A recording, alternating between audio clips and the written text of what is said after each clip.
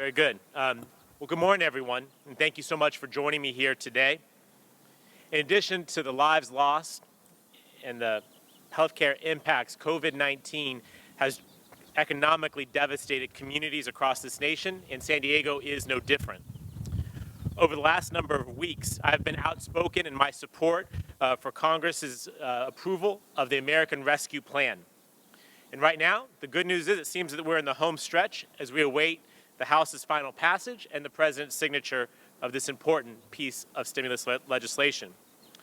And while we're awaiting Washington's guidance on the specifics on how we will receive and can use this aid, I stand here today ready to use this relief to get our city back on track and get our people back to work. My three-pronged strategy will help us to defeat COVID-19, protect core city services and jobs, and equip San Diegans for a better tomorrow. San Diego expects to receive around $300 million directly from the federal government because of this legislation. Now, this is good news, but I also want to be clear that it won't solve all the challenges that we face today. The city was facing a deficit even before the pandemic's onset. Our current fiscal year projects a shortfall of $86 million, and we anticipate another budget gap in the new fiscal year starting on July the 1st that exceeds the size of our Park and Recreation Department's annual budget. This means that we desperately need these funds to make sure that we can address many of the service needs in our communities. But I want to be clear that the first priority of these relief dollars must be to save lives and livelihoods through our vaccination efforts. More than 5,000 vaccine doses could be distributed daily at city properties if we had supplies available. And funding from the American Rescue Plan will ensure that we can continue to host vaccination clinics in some of the areas of our city that have been hardest hit by the pandemic. We have incredible paramedics who are certified, licensed, and prepared to provide doses immediately. And we have plenty of easily accessible public facilities owned and operated by the City of San Diego, facilities that the public know, that they frequent, and that they trust, and then again, could be used to get vaccines into more San Diegans quickly. The challenge, because we have the personnel, we have the locations, but the challenge has been the doses and the funding to continue with these efforts without sacrificing other city services unless we receive this aid. And that brings me to my second point. To keep San Diego running, we must use the bulk of the relief to protect core city services.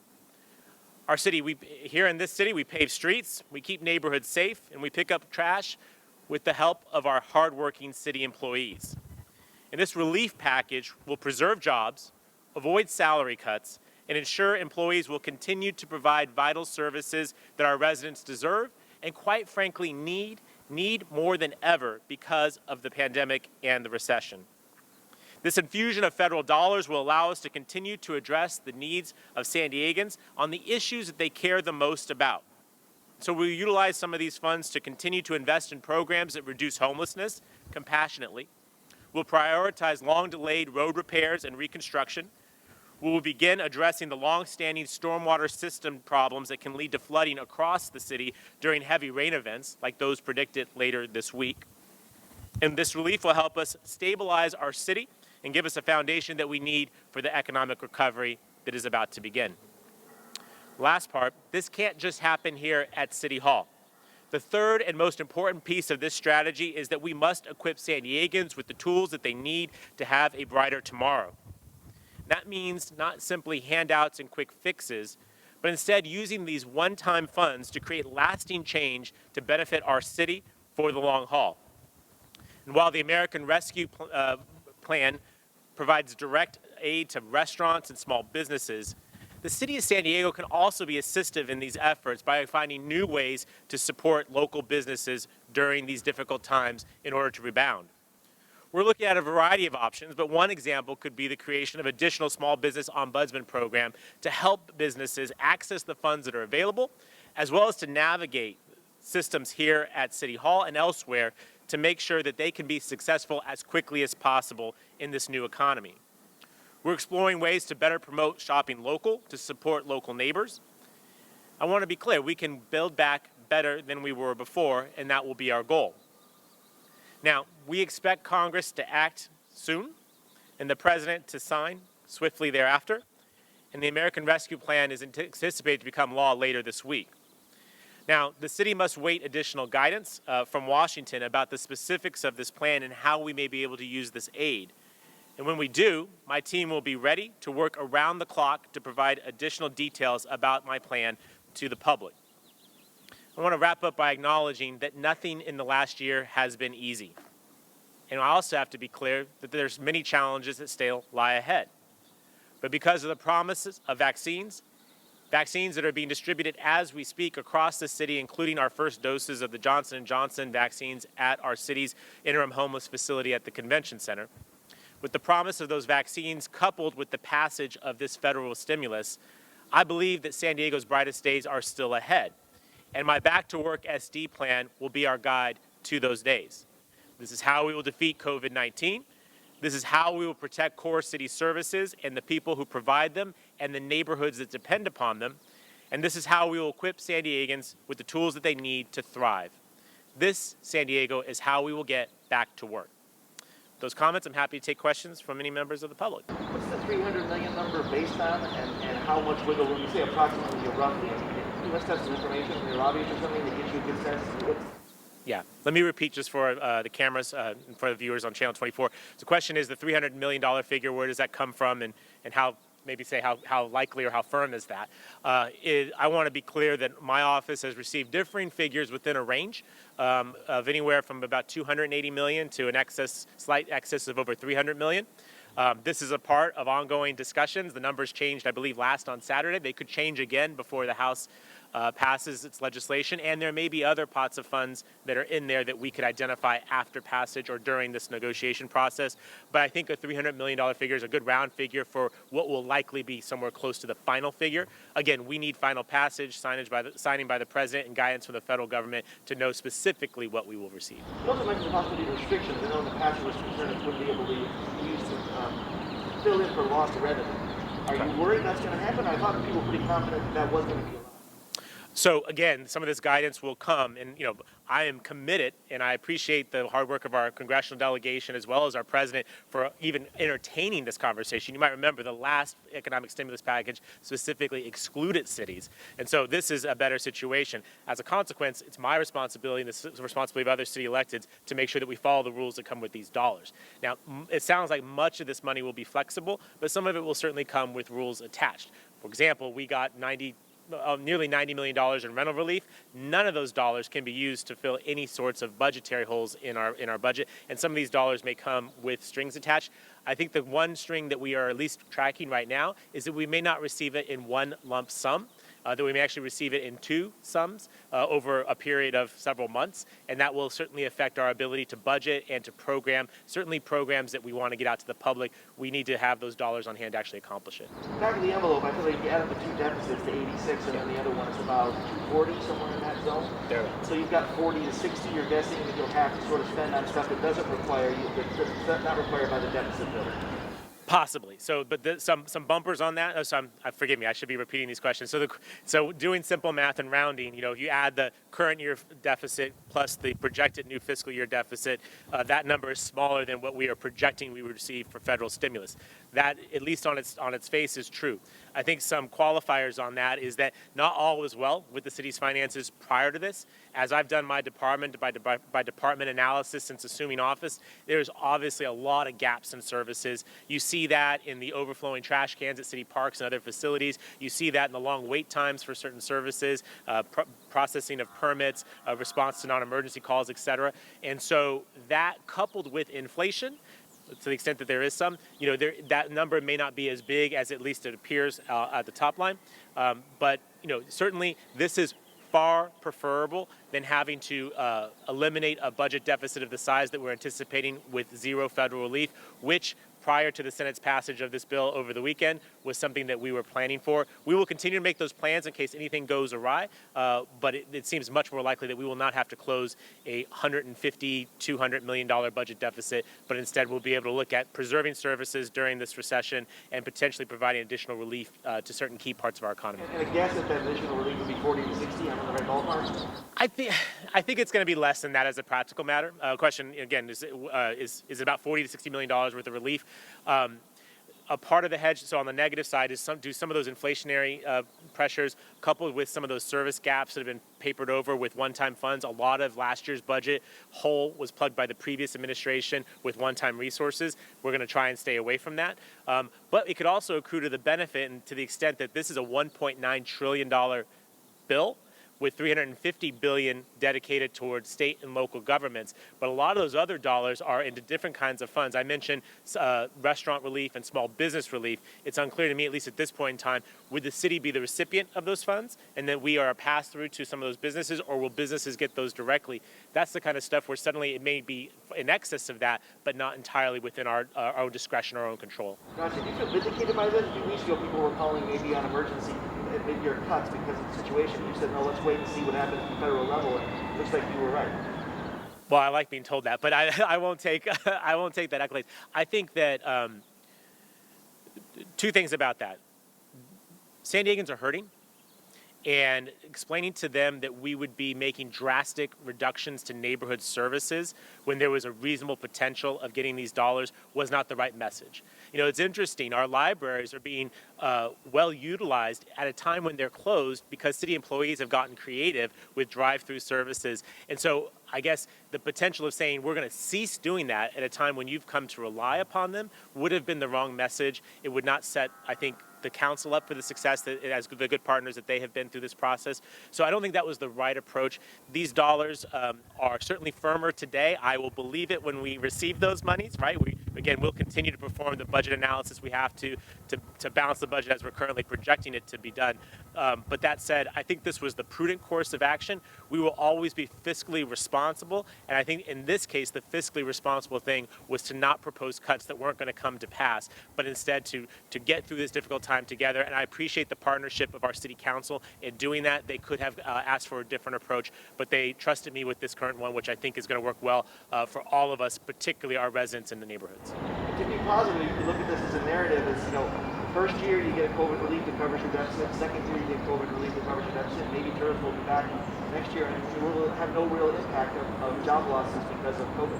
Yeah, so Skerrick is mentioning that maybe this run of luck continues, between the previous relief package, this relief package, and a rebounding economy. Perhaps we won't have to make any reductions.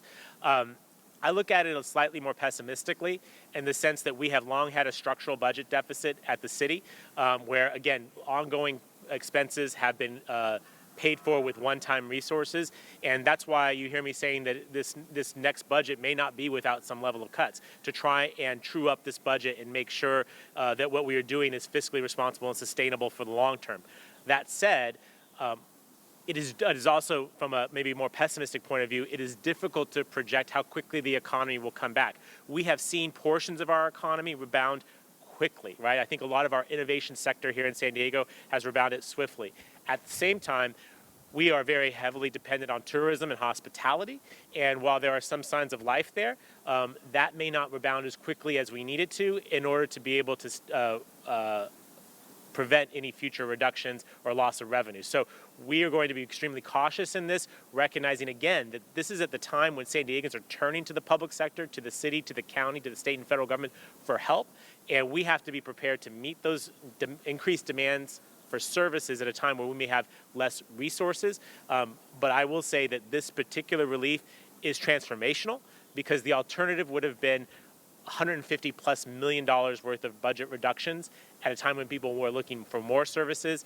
It is extremely unlikely. It will be unnecessary to make that size reduction, and it may be possible that we make no direct cuts that the public would actually feel or see.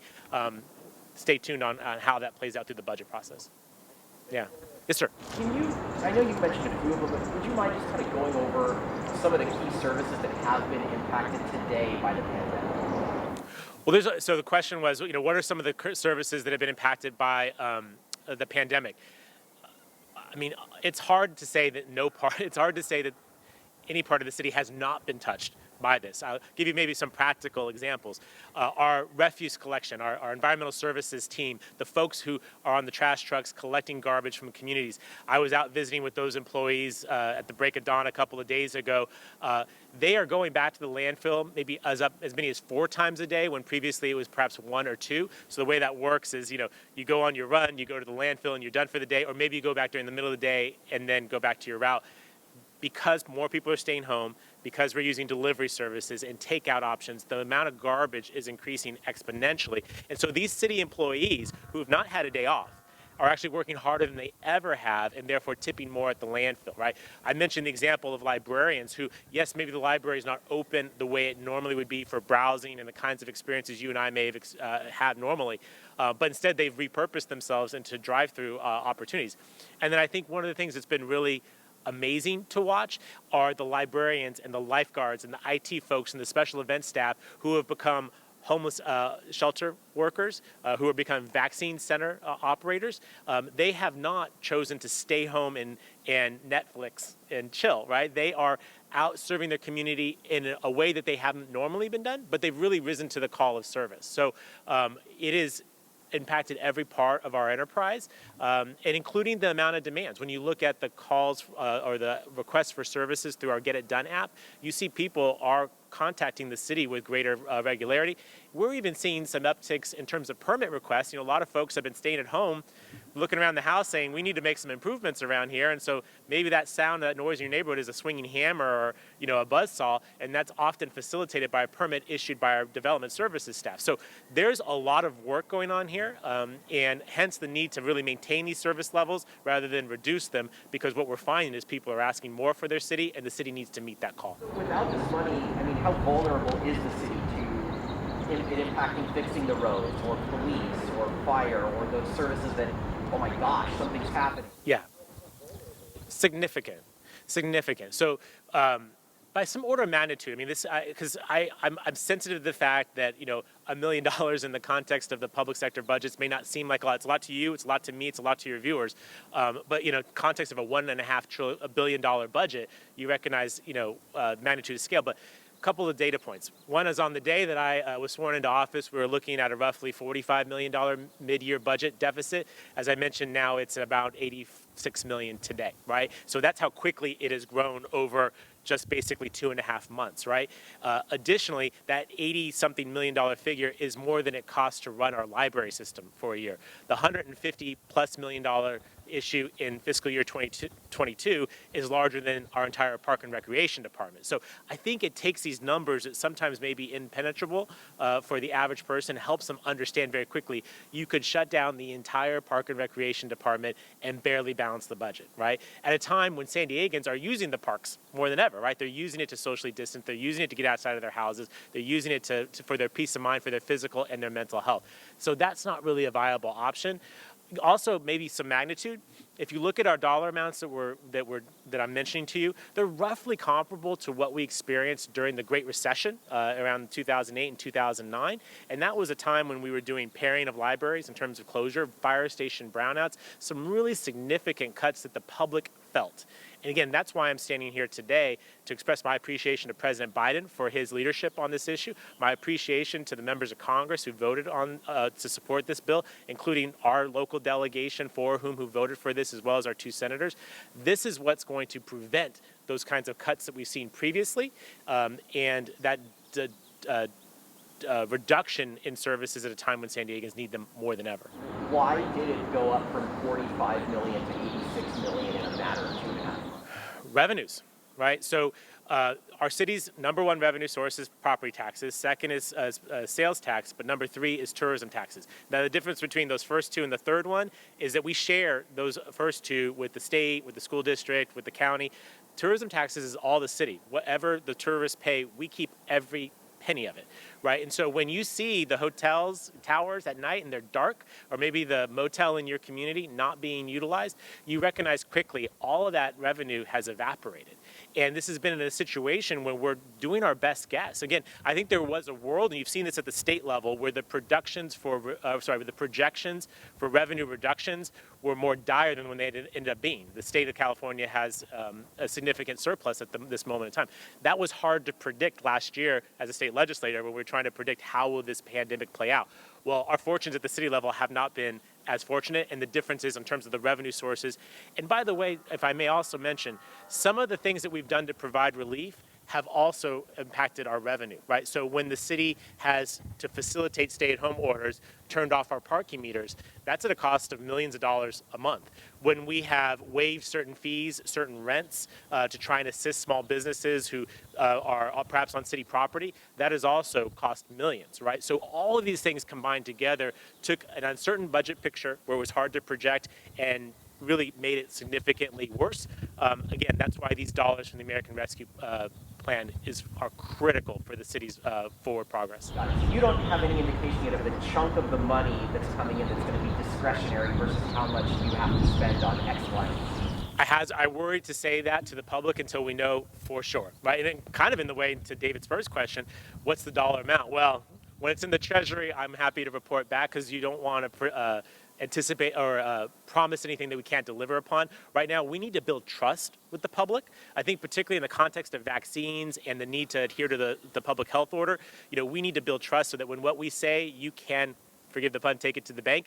In this particular case, I want to be equally cautious about what we say. But yes, we don't have clarity yet on how much of that is completely flexible in any direction. But you've heard me say today, we are going to lead on protecting lives and livelihood by facilitating as many vaccinations as possible. We are going to protect core neighborhood services and the people who provide them. And then we'll invest in the parts of our economy that need a lot of attention. And a lot of that will be in the small business sector, the hospitality sector, the restaurant sector. Yeah, it's going to be very easy for people to see those two numbers and then 300, like, oh, we're in the clear. And want to explain why that's not true. Well, yes. So it's not all easy going. Certainly preferable to the alternative. But to the extent, again, that we have had long-standing fiscal practices here, which was utilizing one-time dollars to fill ongoing costs, that impacts how much of this money can be used on other things. And then it isn't static, right? We're not just simply keeping things at the same level. You have inflationary costs, which are not insignificant. And then we have the demands of the community. When we're providing these vaccines, these are not without costs. We're able to reimburse some of those costs, and that's beneficial. But we also have the demands of other needs around the community, small business relief, things like these outdoor dining opportunities, right? These were things that we were not doing before, but we must now facilitate. That is not cost-free, but it is in the public's interest that we do it. And so these dollars could help facilitate maybe converting that into a permanent effort, but will come with some need to permit, to oversee, and to ensure ongoing safety for customers. So you kind of get the point that it's not comparable. 2020 was a year unlike any other, and we have to imagine the city's budget in 2021 post-pandemic, where the demand for services is different than it has been in the past. All right, we've got time for just one last question. One question left. Is there anything you can do at the city or anything like that to boost tourism? I think we can do a lot. So the question was, what can we do to boost tourism at the city? I think we can do a lot. Right now, it stems with our advocacy with the state government to provide guidelines for the tourism sector on how they may reopen safely. We recognize the timeline is dictated by infection rates and our ability to transition from the purple tier to red tier and so on and so forth. But providing guidelines about what is it going to look like, what are the conditions that a hotel or an attraction or a museum is going to have to provide in order to reopen, that is kind of where our focus is currently. And then once that's done, a lot of what I'm discussing now, prioritizing vaccines and safety, is going to go a long way to telling people that if you come to San Diego, it's safe. We have great weather, a lot of outdoor opportunities. This is the place that when you finally can get out of the house and stretch and go move about, you want to come to some place like San Diego where we have beautiful open air parks, Torrey Pines golf course, etc. And so those are ways the city can be assistive. And then I think beyond that, we're going to have to sell San Diego, as we always have to, right? We are in a competitive environment. Things like expanding our convention center is going to to be critical to our long-term success in the tourism market. There are a multitude of ways that we can help, but again, it starts with getting those guidelines, getting our infection rate down, projecting an image of clean and safe, and then working on those long-term things that allow us to compete successfully on a go-forward basis. Absolutely. Thank you all so much for being here. I appreciate you.